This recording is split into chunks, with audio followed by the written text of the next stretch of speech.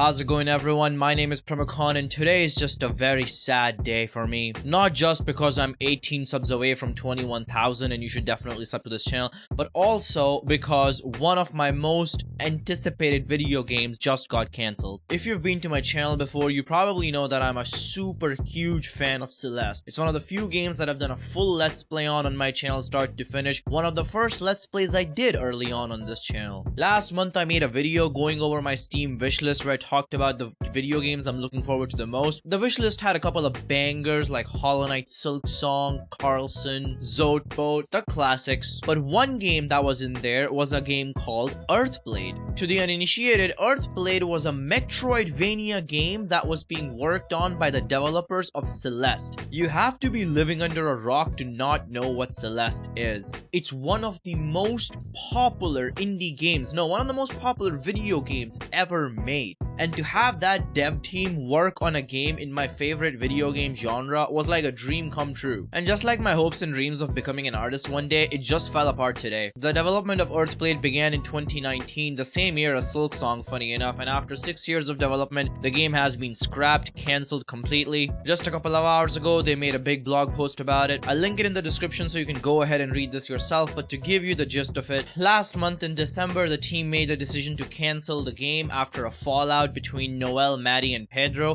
which to my knowledge, they're like the founders of Extremely OK Games. Pedro is like the art director for Celeste and Earthblade. To all my Silksong fans out there, think of it as like Ari Gibson from Team Cherry. And they had a disagreement which basically centered around the IP rights of Celeste. They said they don't want to go into it publicly, but they had a whole big internal disagreement, and after losing Pedro, Noel and Maddie basically had an internal look at themselves and the Earthblade project, and they say how losing Pedro made them realize that even with him there, they were just burning themselves out on the project and it wasn't going anywhere. After 6 years of development, it wasn't anywhere far enough as they would have hoped. And this paragraph I find really interesting right here, where they say, surely working on one project for so long is bound to become a slog, but this feels like a deeper problem. Celeste's success applied pressure on us to deliver something bigger and better with Earthblade, and that pressure is a large part of why working on it has become so exhausting. Pedro isn't to blame for this. It's in fact the split with him has given us the clarity to see that we have lost our way and the opportunity to admit defeat. I feel many ways about it, but one big feeling is undoubtedly relief. They say that next they're gonna focus on some scaled back, small scale projects on their own, and of course they have the support of rest of the team at Extremely OK Games for whatever future endeavors they decide to go into. And Pedro is now working on his own game called Neverway. Man, I was honestly not having one of the best days, and after hearing this, I'm just so sad. It also really opened my eyes and put into perspective how important it is to hear from the dev team that the development is still going strong, just that kind of honesty. I know people like to clown on Team Cherry a lot because that's the only development update they've given us in the last few years. It's become kind of a clowning thing in this community where a lot of people would ask them to just let them know that they're still working on the game, and when they do that, people think that that's not enough and all, and then they clown on them for saying that you've just been saying this over and over again. This right here is proof of why that's important, because clearly Earthblade development was not going properly for a long time, it seems, as after 6 years of development, the game wasn't nearly as far as they would have hoped for, so much so that they felt that it's better to just scrap it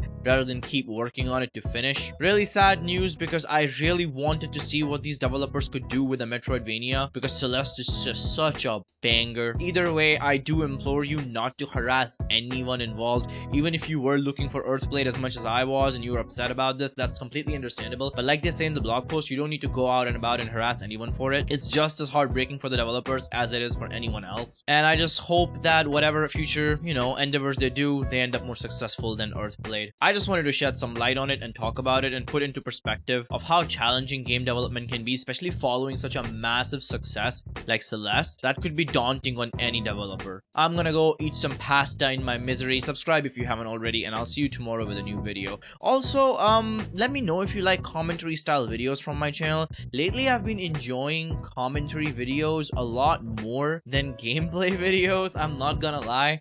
So I'm thinking of doing a bunch more commentary videos in the near future, see how they perform and how they make me feel as well. But thank you so much for listening, and I'll see you soon with a new one. Primacon signing out.